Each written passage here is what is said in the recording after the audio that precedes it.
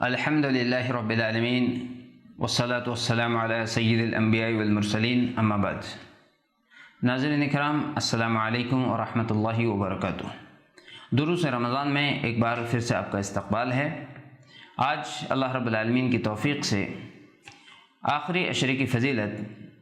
اس تعلق سے کچھ باتیں آپ کے گوشے گزار کی جائیں گی۔ رمضان مبارک کا یہ مہینہ بڑا ہی بابرکت مہینہ ہے، اور خاص طور سے اس کا آخری عشرہ یعنی آخری 10 دن بہت ہی زیادہ اہمیت کے حامل ہے۔ اللہ کے رسول صلی اللہ علیہ وسلم اس کا بڑا اہتمام فرمایا کرتے تھے۔ چنانچہ اللہ کے رسول صلی اللہ علیہ وسلم کے بارے میں احادیث میں ہمیں ملتا ہے، کان نبی صلی اللہ علیہ وسلم یجتہد فی العشر الاواخر من رمضان ما لا یجتہد فی غیرہا۔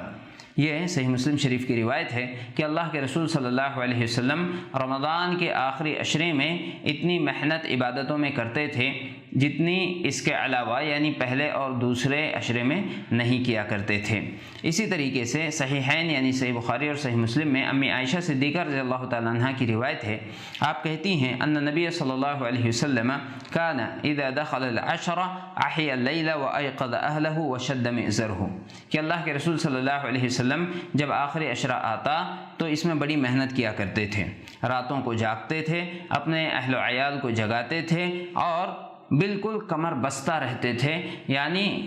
عبادتوں میں بالکل مگن رہا کرتے تھے۔ امی عائشہ ہی کی ایک اور روایت ہے، کہتی ہیں کہ اللہ کے رسول صلی اللہ علیہ وسلم کان یعتکف فیہا ویتحری لیلۃ القدر خلالہا، کہ اللہ کے رسول صلی اللہ علیہ وسلم اس آخری عشرے میں اعتکاف فرمایا کرتے تھے اور لیلۃ القدر کی تلاش ان دنوں میں کیا کرتے تھے۔ لہذا میرے بھائیوں اور بہنوں، ہمیں اس بات کی کوشش کرنی چاہیے کہ ہم ان 10 دنوں کی خاص قدر کریں، اس کی راتوں کی خاص قدر کریں اور اس میں خوب مجاہدہ کریں، خوب کوشش کریں، اللہ تبارک و تعالیٰ کو راضی کر لینے کی کوشش کریں۔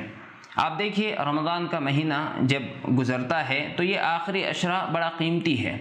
لیکن افسوس کی بات ہے کہ مسلمان اس سے بڑے لاپرواہ ہیں اور اس عشرے کی جتنی قدر کرنی چاہیے وہ اتنی اس کی ناقدری کرتے ہیں۔ حالانکہ آپ دنیاوی معاملات میں بھی دیکھتے ہیں کہ جب کسی چیز کا آخری مرحلہ ہوتا ہے اور کم وقت بچتا ہے تو آدمی اس کے لیے کتنی کوشش کرتا ہے۔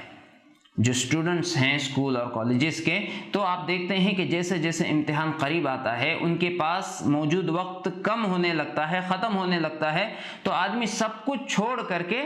اس امتحان کی تیاری میں لگ جاتا ہے۔